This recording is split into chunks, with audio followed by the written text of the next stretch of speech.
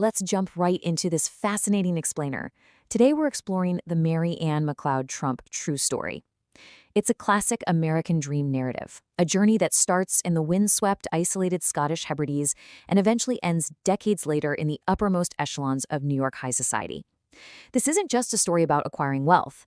It's a really profound look at early 20th century immigration, socioeconomic mobility, and a matriarchal legacy that would literally go on to shape modern history. Just $50. That is all an 18-year-old girl brought with her to America in 1930, looking for a brighter future.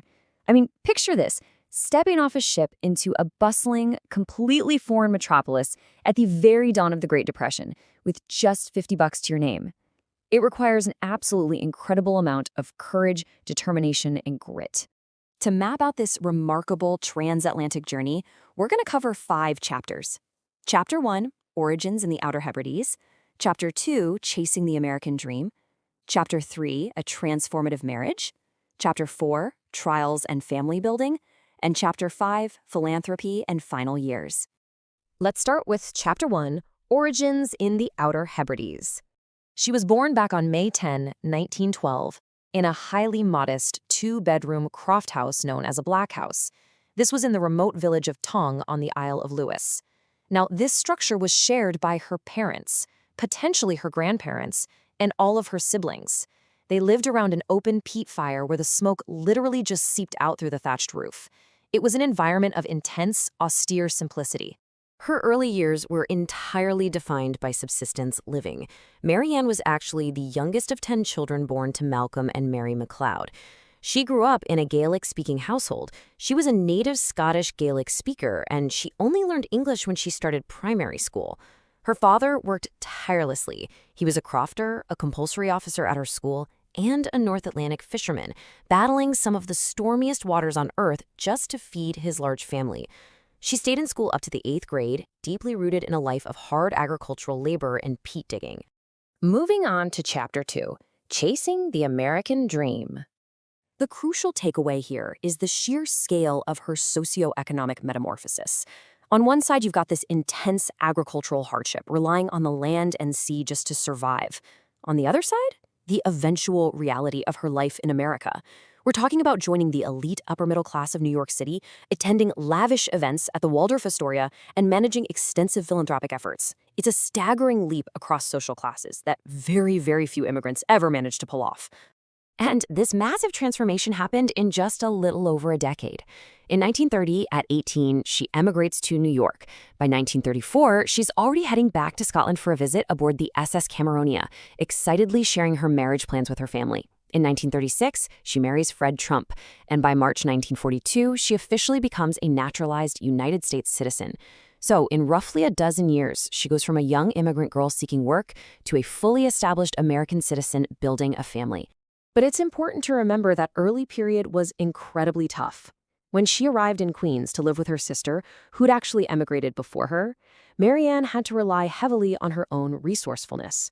Her 1930 ship manifests listed her occupation simply as maid or domestic. Initially, she found work as a nanny for a wealthy New York family. But because she arrived right after the stock market crash, she unfortunately lost that job to the economic devastation of the Great Depression. Yet, she persevered. Which brings us to Chapter 3, A Transformative Marriage. You know, sometimes history hinges on the most ordinary, everyday moments. It was at a local evening dance in Queens in the mid-1930s that this young Scottish immigrant caught the eye of an ambitious, high-energy young builder named Frederick Christ Trump. They fell in love, and this one meeting completely altered the trajectory of her life. Now, Fred Trump was a man on the absolute rise. He had actually started his construction business while he was still in high school. By the late 1920s and into the 30s, he was already making serious waves in real estate, selling these single-family homes in Queens for just $3,990 each. So their courtship represented a massive, immediate shift for Mary Anne. It pulled her directly out of domestic labor and placed her right into the heart of the outer borough elite. Their union was solidified through some very elegant steps in Manhattan. On January 11, 1936, they were married at the Madison Avenue Presbyterian Church. They hosted this intimate 25-guest reception at the luxurious Carlisle Hotel, followed by a honeymoon down in Atlantic City, before settling down in Jamaica, Queens. And to put into perspective just how much her life had changed, by the time the 1940 census rolled around, records showed that Mary Ann, the former domestic worker, was now a wealthy homemaker who actually employed her very own Scottish domestic maid. Now let's look at Chapter 4, Trials and Family Building. Together, Mary Ann and Fred raised 5 children: Mary Ann, Frederick Jr., Elizabeth, Donald, and Robert. She was incredibly dedicated to her family, essentially laying the groundwork for a massive family dynasty. Her kids would go on to hold significant influence in American life. Her eldest daughter, Mary Ann, became a highly respected federal judge, and her son Donald, of course, would become the 45th and 47th President of the United States. But while building this family, we definitely need to acknowledge the immense physical toll she endured. In 1948, during the birth of her youngest son, Robert, Mary Ann suffered severe complications. It was a terrifying near-death medical emergency that required an emergency hysterectomy and a slew of dangerous surgeries. It was a highly traumatic event for the whole family, but it really showcased her incredible resilience and quiet strength in the face of sudden adversity. Finally, Chapter 5, Philanthropy and Final Years. What I find truly inspiring is that instead of simply sitting back and enjoying her vast wealth, Mary Ann became a bona fide philanthropist. She dedicated huge amounts of her time and resources to community health care. She volunteered so extensively that she was actually honored with a nursing pavilion bearing her name at Jamaica Hospital.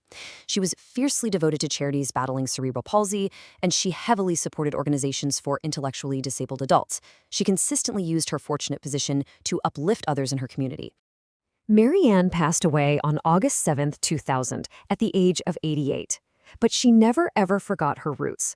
Throughout her entire life, she frequently visited Scotland, kept the traditions of her childhood alive, and continued to speak Gaelic.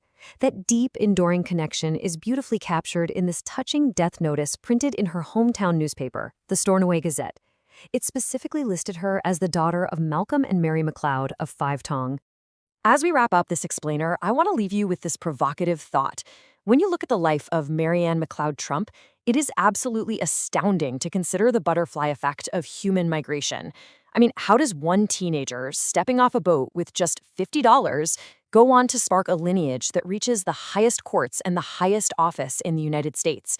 Her story is a profound, undeniable reminder of how the ripples of one immigrant's search for a better life can irrevocably shape the very fabric of our future. Thanks so much for exploring this incredible journey with me.